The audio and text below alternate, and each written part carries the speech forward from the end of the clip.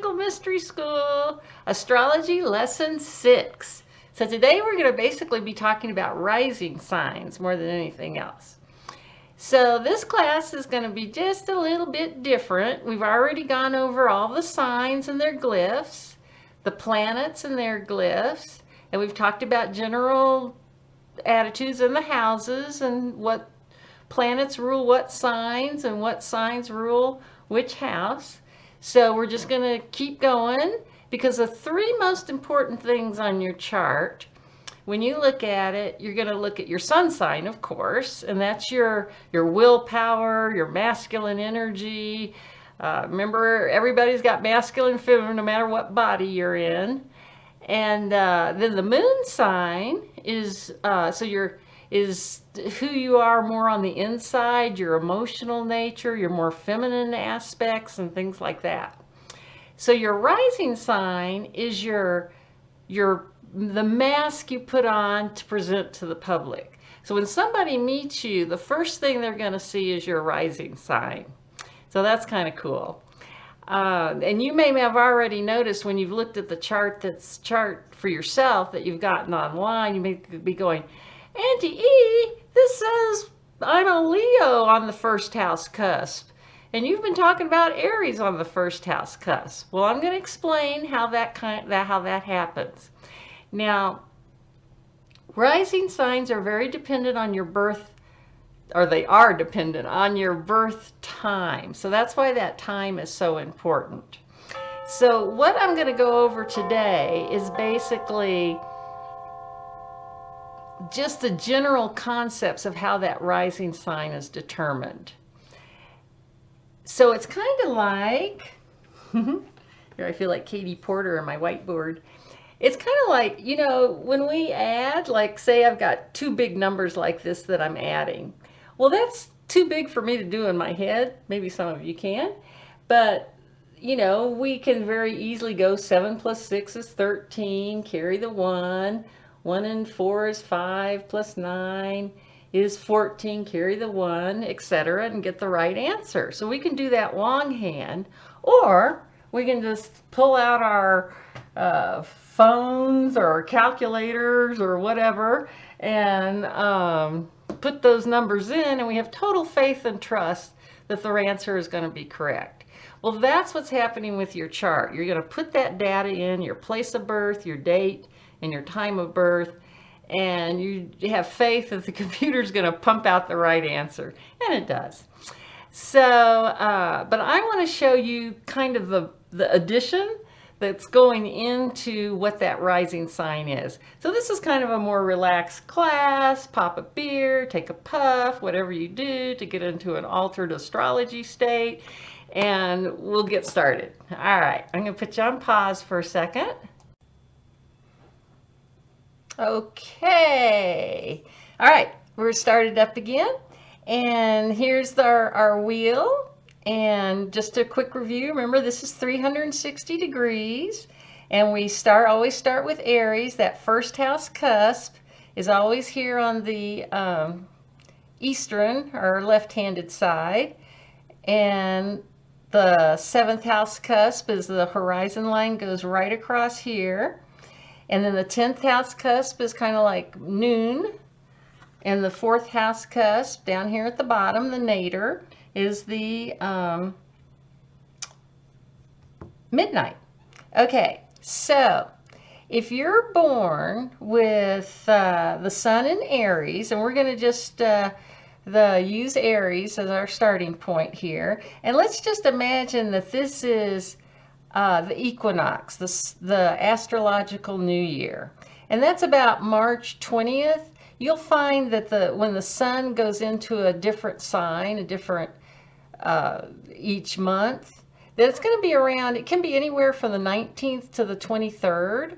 So, and it can vary because remember we've got a 365 day calendar and we've got a 360 degree wheel. So we got leap years, and you know, some months have 31 days, some have 28, you know, different things like that. So it's not going to be the same every single year. It's going to be a little off.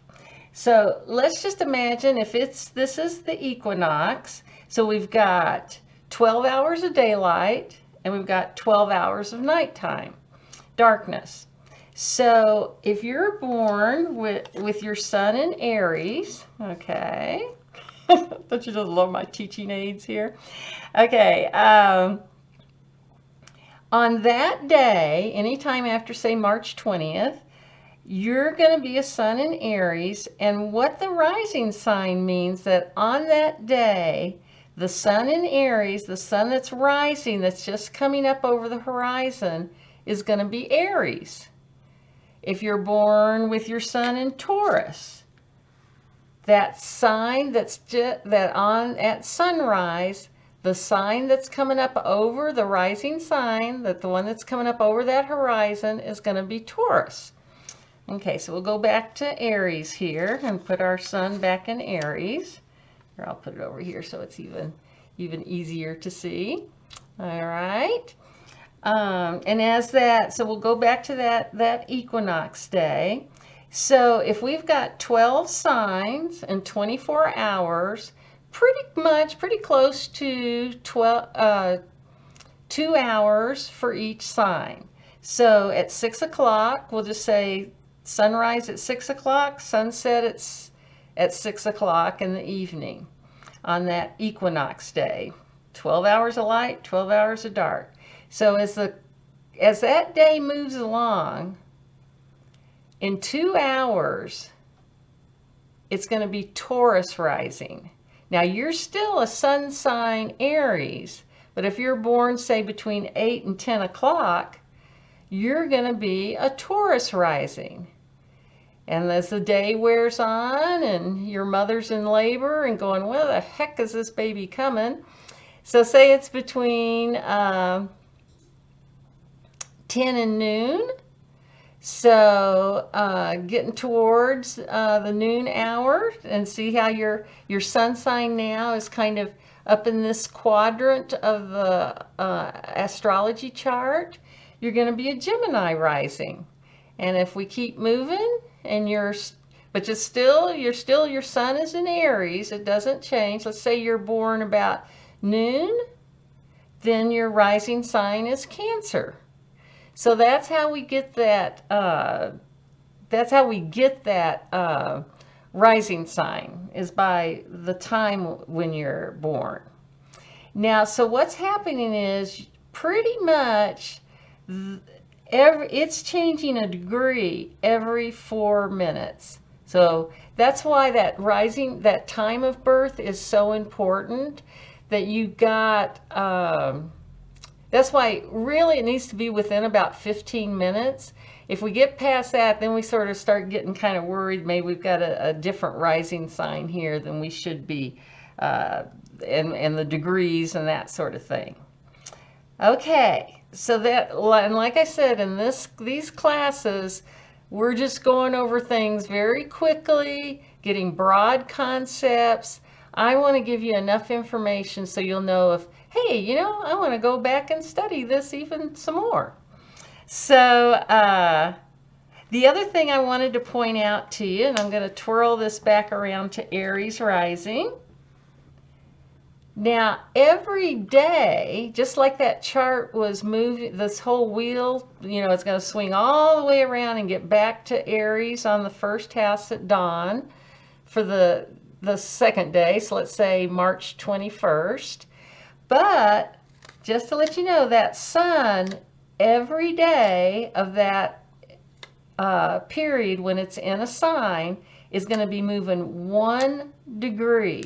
So that's why when you look at your chart and you see, oh, I'm 10 degrees, I'm an Aries, but it says 10 degrees next to it, that means you were probably born 10 days after the sun went into Aries. So that would be probably if the sun went into Aries on March 20th, that would mean your birthday's probably around March 30th. Maybe 31st, maybe 29th, that's what I mean. It's going to be a little, and you can see when it flips over midnight and things like that, things can get a little different. So, but those are good rules of thumb. Okay, thumbs. All right. Okay.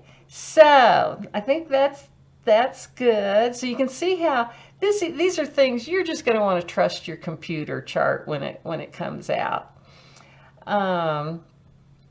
So just to let you know, so if let's just say we did have that, let's go back to that sun's up on you're still sun in Aries, and you're a Cancer rising. So what that's going to mean, and I actually have a friend who who kind of has this chart. She's an Aries rising, or she's got Aries on the midheaven, and she's actually a Gemini, but she has Aries on the midheaven, and she has her own business. She works for herself. Remember, Aries is the, kind of, wants to go it on their own, is, likes their own ideas, that kind of thing. So being in business for yourself, remember 10th house is your career. Going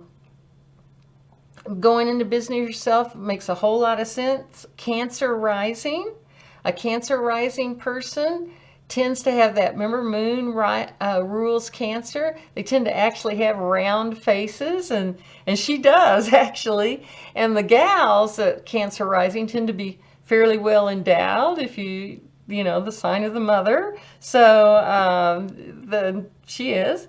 Capricorn on the 7th house cusp. Remember, 7th house is our partners, who we get married to, and things like, or can be, who are marriage partners. Capricorn is a sign of, they look before they leap. They're not the type to date somebody for a few months and get married. They're the type that study the situation, make sure this person is working out for them on many different levels. So, and she didn't get married until her 40s. I thought that was real interesting.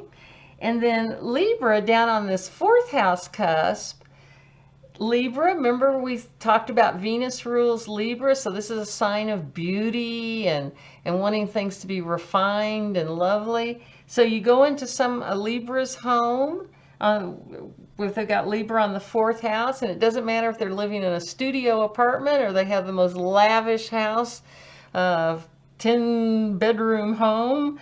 It's going to be beautiful with art, lovely colors. They actually want to have a decorator come help them, that kind of thing. All right, so your homework is basically to watch this video again, think about this movement of the wheel and how, your sun sign and how that, what time were you born? If your sun's over on this part of the chart, you're probably born in the afternoon, and what that does for your, what rising sign do you have, and just contemplate that. So your homework's pretty easy this time. And I'm going to put you on pause here for a second. Okay, welcome back. And one thing I always keep forgetting to say, please like and subscribe, tell your friends, whatever. I think this was a good, tight lesson. I hope you guys just get a general idea about that rising sign. And you saw how I started to use interpretation, the art of astrology. I also want you to know the mechanics too, just so you've got a general feel for that. And that's what I wanted to do in this lesson about the rising signs. Now what we're going to go into is, now that we've got a lot of these mechanical things figured out, we're going to start looking at how to do interpretation. Woo! That's a really fun part. So I hope you've gotten a lot out of this, and we'll see you next time. Just remember, from there to here, from here to there, funny things are everywhere. Subscribe. Thank you. Bye-bye.